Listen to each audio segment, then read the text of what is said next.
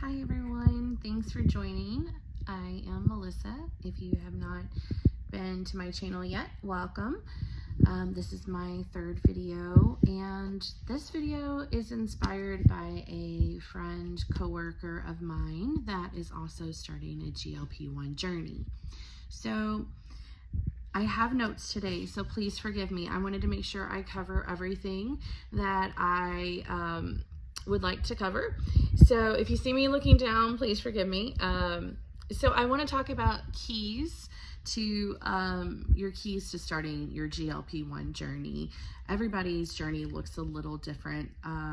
Some things are very similar in what people go through. So I just want to call out a few things that most people seem to be going through at some point or another, and if there's a way to tackle those that may help you. So again, I am not a medical professional. I do not pretend to portray one. Please always consult your provider and medical professionals if you experience any troubles or have any questions.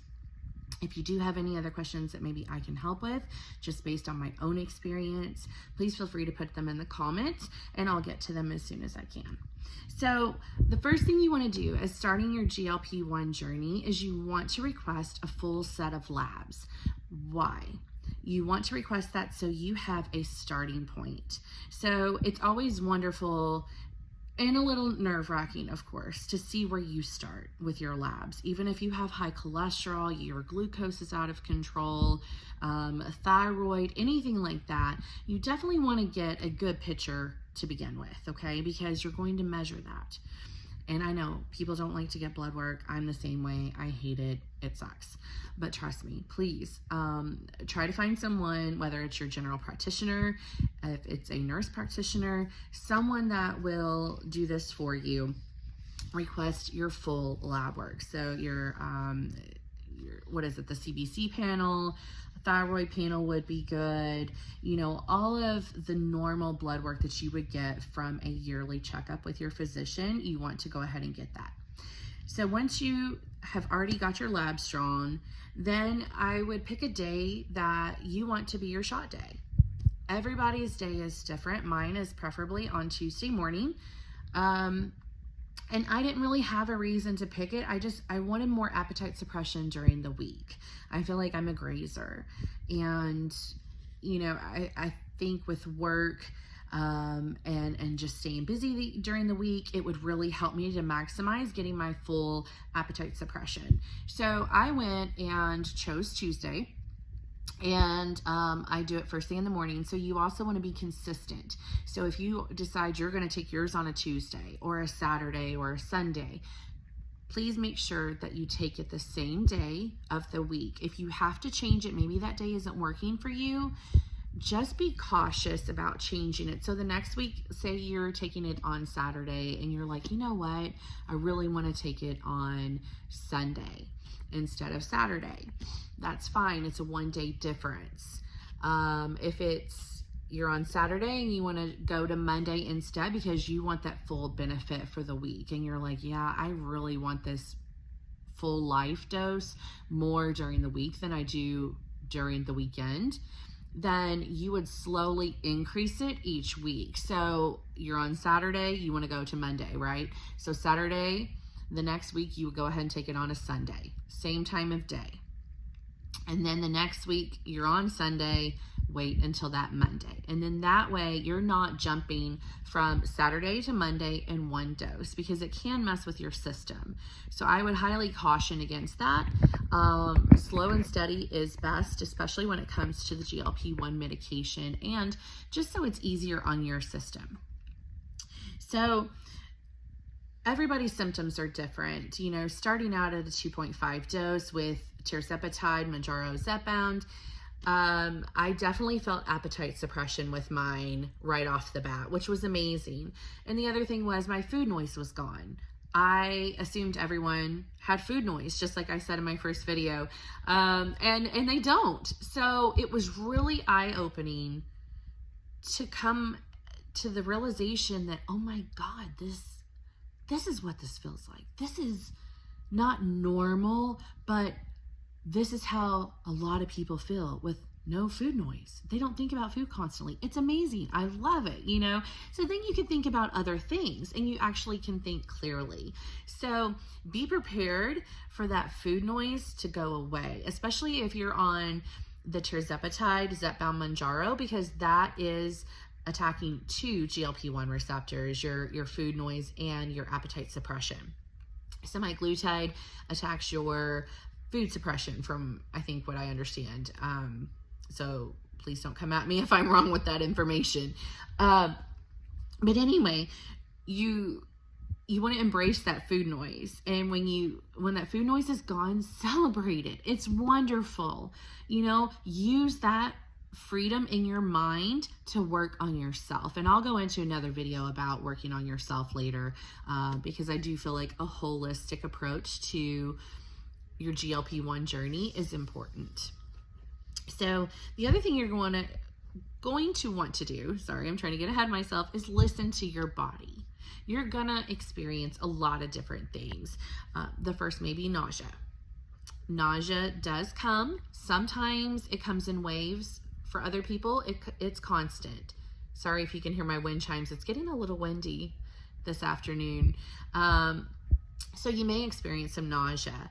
I would say before you start your journey, nausea is common with pretty much everyone. There are some people that don't experience it, and that's wonderful, but I would be prepared and go ahead, and if you've had nausea in the past, some things that work for you, go ahead and get those to have on hand.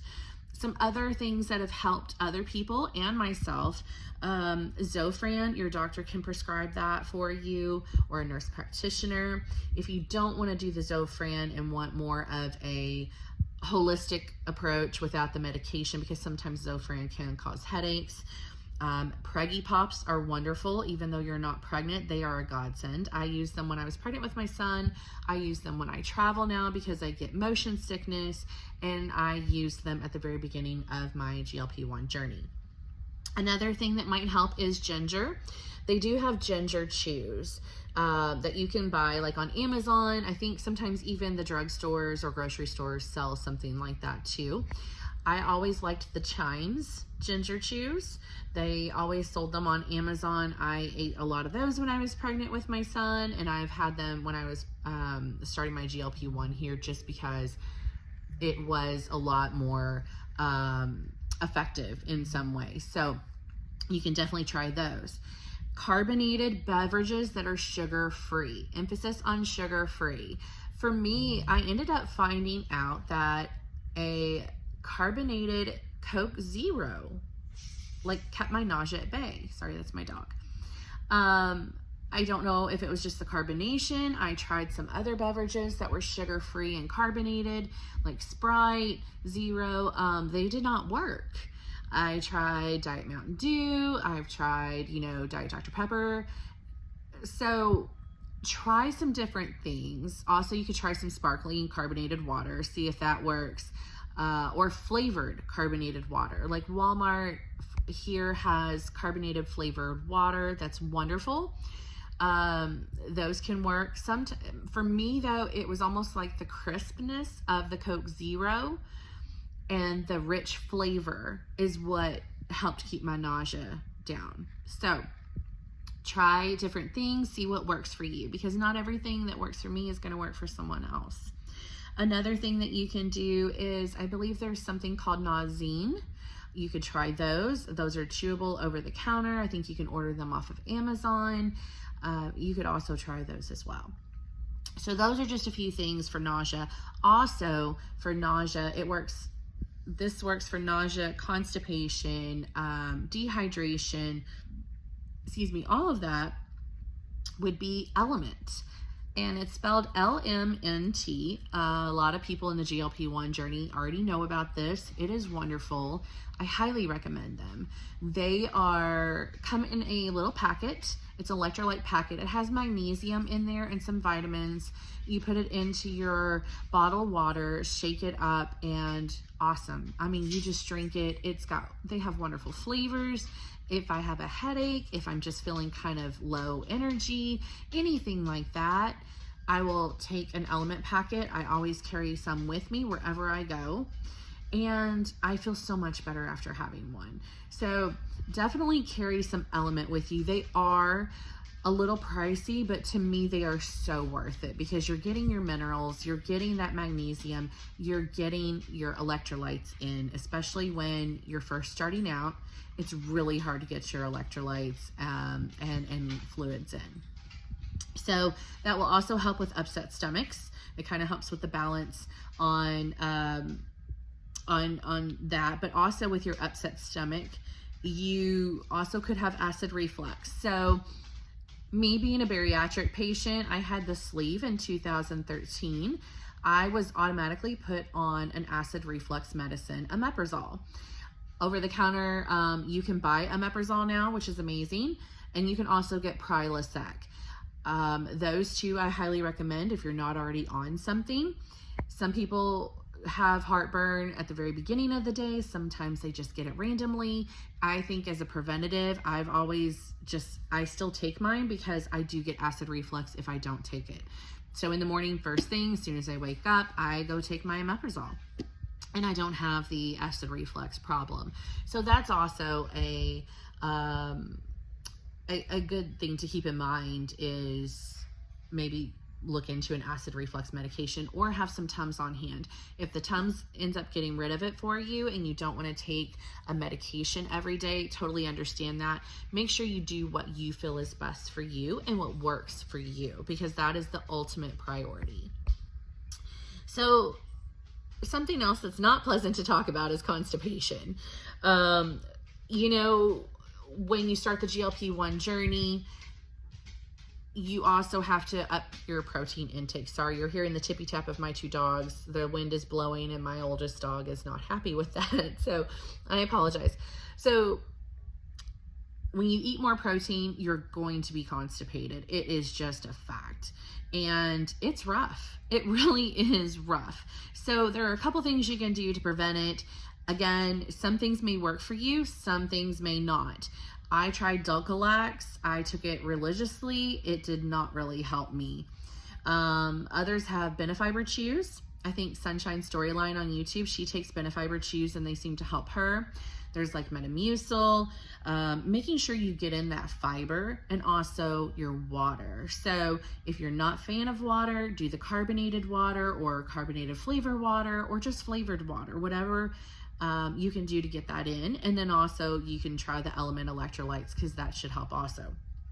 But make sure you get in your fluids. It'll help with the constipation. Try to get some fiber in. If you're not able to eat the fiber, like I said, then try Metamucil, Benefiber, something like that, that will work for you, because you will definitely need something on hand. And my journey has been since February of 2024 this year, and I still have constipation from time to time. So it is definitely something that you want to keep on hand at all times. Another thing is food aversion. You may experience food aversion. Embrace it. It's wonderful. It's very unexpected. I will say that. When I first started, I didn't know any of this and what to expect. I was just handed the medication. Here you go. Good luck. So a lot of it I've learned, and also watching other folks on YouTube that have went through the GLP-1 journey before me. So Mindy Peterson, Fit Flavor Fun, Miss Allie, Countess of Shopping, you know, Sunshine Storyline, all of those wonderful, fantastic ladies have been there. Angela Durant, she's also been another one too. And you get food aversion. I remember one time I was just in Chick-fil-A and I was getting grilled nuggets, and then there was something else. My son had I think it was macaroni or something like that as a side, and I just looked at it and I was like, ooh, like, this is gross, you know, just get it away from me. I can't look at it, don't, you know. And I used to love macaroni and cheese. The same thing has happened a few times when I have ate chicken. You know, chicken is my go-to source of protein. It's lower in fat and calories, and it's good in protein. And I remember just eating some of it, and then I'm like, ooh, I gotta stop, because it just does not look good anymore. And if I look at it, I'm gonna throw up. Food aversion can be a blessing. It's very eye-opening when you experience it for yourself. The other part of that food aversion is your taste change. Your taste will change, and mine changed pretty quickly after I started the GLP-1 journey. So I started out on the 2.5. I was on the 2.5 for several months. My doctor said as long as I was losing, he wanted to keep me on those doses as long as possible. So that way I could stretch out my dosages, especially when I get to the higher up and really need those dosages. So I stayed on the 2.5 for a while, even though it was slow and steady. It's frustrating sometimes being slow and steady. I can get to that later. But the thing is, your taste will change. So what I say is, don't buy a lot of food in bulk right now. A lot of us have Sam's Club memberships, or I think there's a BJ's wholesale in some states. There's Costco. All of these things. You don't want to buy a bunch of things in bulk, because your taste not only will change, they're going to change constantly. And they're also going to change when you least expect it. So remember, going back to my Coke Zero comment earlier, now it's Diet Pepsi, because Coke Zero no longer tastes great to me. Diet Pepsi does. Now I have the crisp taste of what I need in a Diet Pepsi and not a Coke Zero. I still have Coke Zeros. And if I'm in a pinch, I'll try one. But it doesn't have the same effect for me anymore. And it's when you least expect it. It's not really when your dosage change. It happens at any time. So I think, I was on 2.5, like I said, for a while, and I'm drinking these things or doing these things, and my taste would totally change just while I'm on the 2.5. It may be a week-to-week thing. It could be like, okay, I've been on this for 3 weeks. Oh, it's changing. And then another 3 weeks go by, and I'm slowly noticing the changes. At one point, I had cantaloupe, and I took a bite, and I'm like, oh, this is rotten. I love cantaloupe, but my taste had changed, and I could not eat it. I have been able to eat it since. I'm on 7.5 now. I'm on my, I think I'm almost done with my second month of 7.5, and I can eat cantaloupe now. But at the very beginning, I couldn't. I don't crave sweet things anymore, which is wonderful.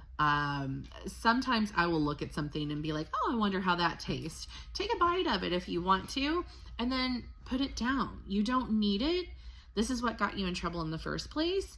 And it's like, okay, my craving is done. I'm satisfied now. I'm not tempted to eat a bunch of junk anymore, which is fantastic. So just know that your tastes are going to change. They're going to change often. Always keep I would say, if you're going to get anything in bulk, or you're going to stock up on a few things, the nausea, the constipation things, the Tums for upset stomach, you might want to have those. That's kind of a rarity for me, and I think it's because I've been on the omeprazole. But definitely the nausea, your Element packets, if you can afford to get the Element, I highly, highly recommend Element.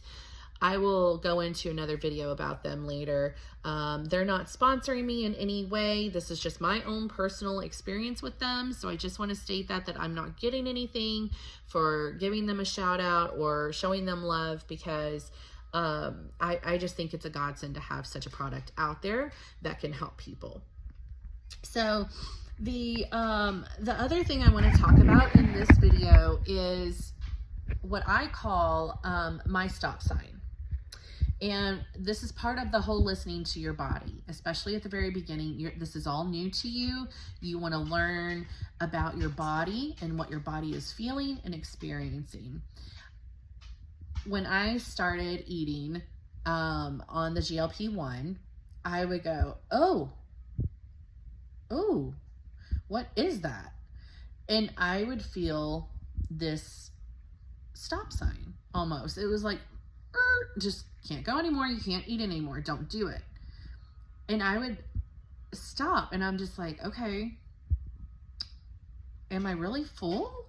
And it plays a mind trick on you. You're like, is this really happening? I don't know. give it a second. Just give it a second.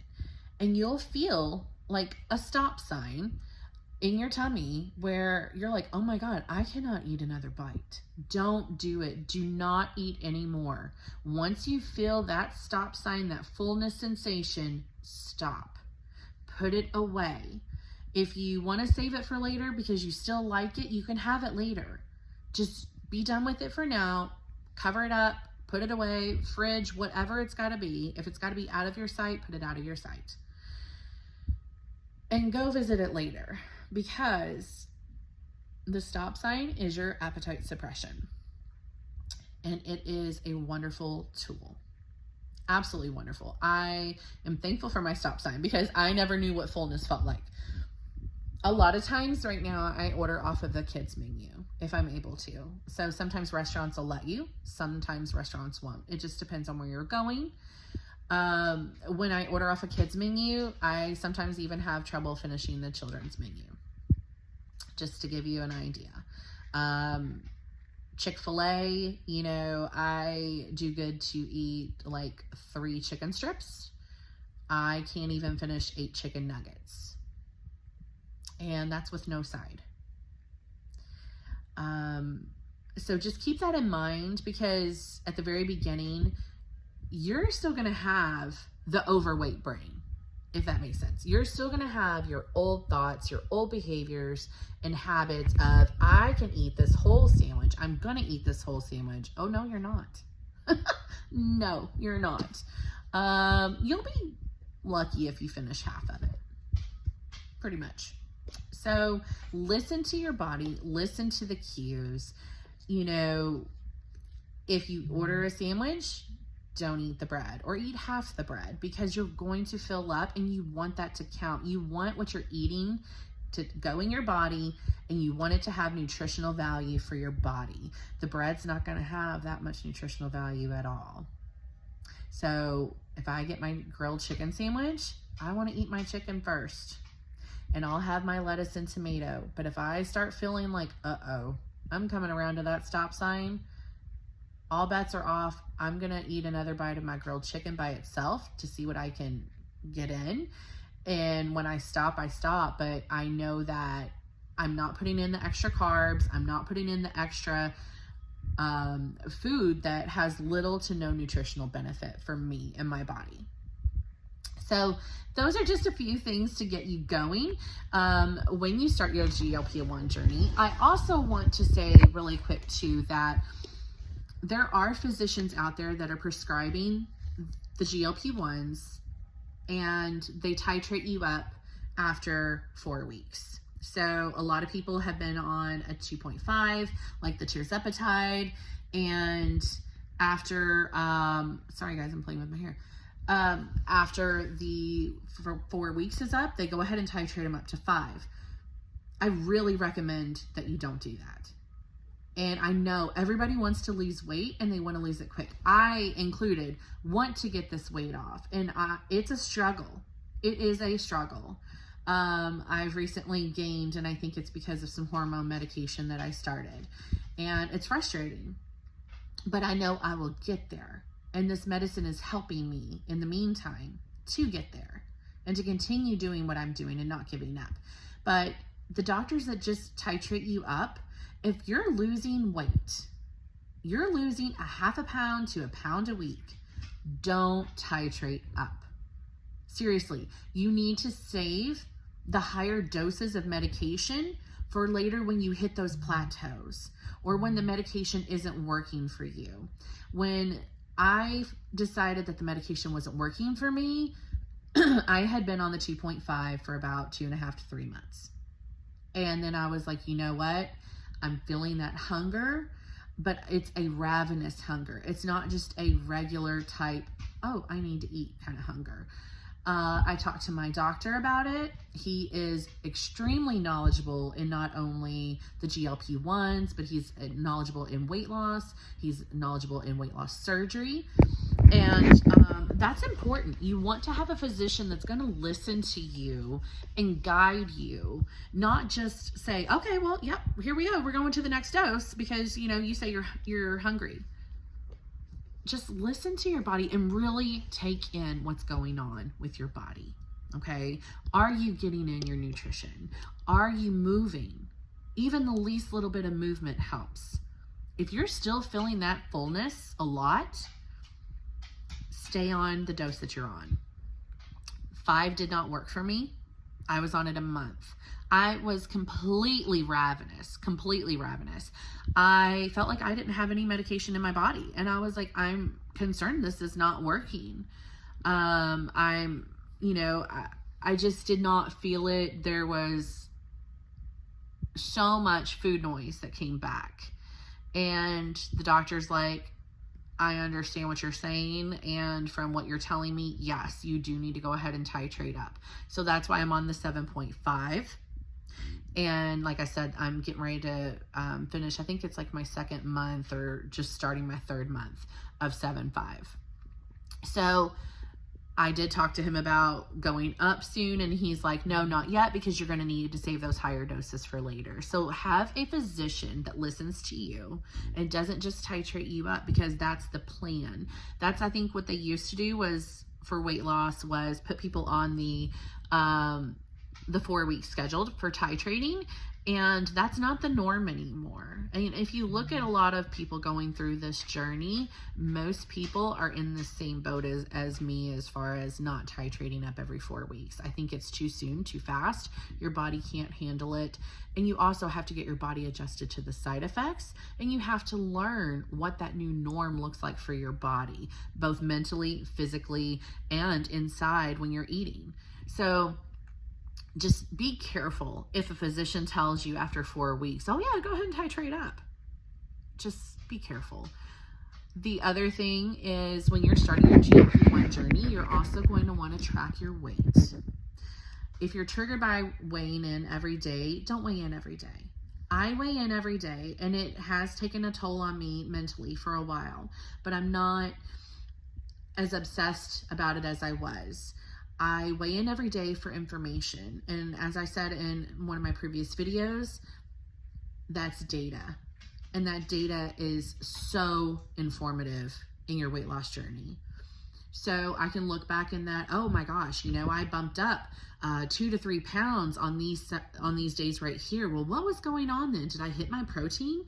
Did I go over on carbs? Did I hit my total calories for the day? Did I do a lot of walking? Maybe I had a lot of inflammation. Was I on my cycle?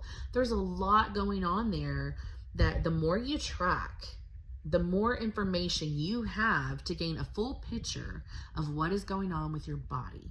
And I highly recommend it. I track every day. I put down the date.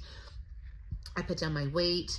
If I've started my period, I will put that in there. The day that I take my shot each week, I even put that in there. And I also track what area of the body that I take my shot in. So today I took it in my right side of my stomach. So I put that in there, and I just abbreviated, like R for right, S for stomach, and the dosage, just so I could look back and have that information. Some people do have trackers that they get a little bit more detailed, whether it's constipation, nausea, things like that, headaches that they want to track. That's perfectly okay if you're able to do that and want to do that. Some people don't need all of that information, or don't feel like that information to them is as knowledgeable, and that's okay.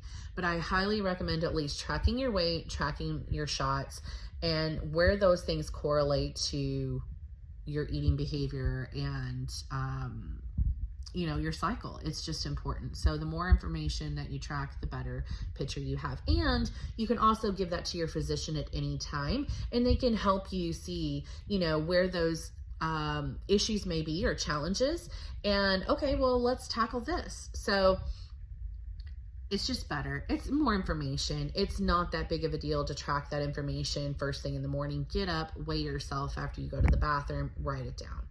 Get you an app if you want to.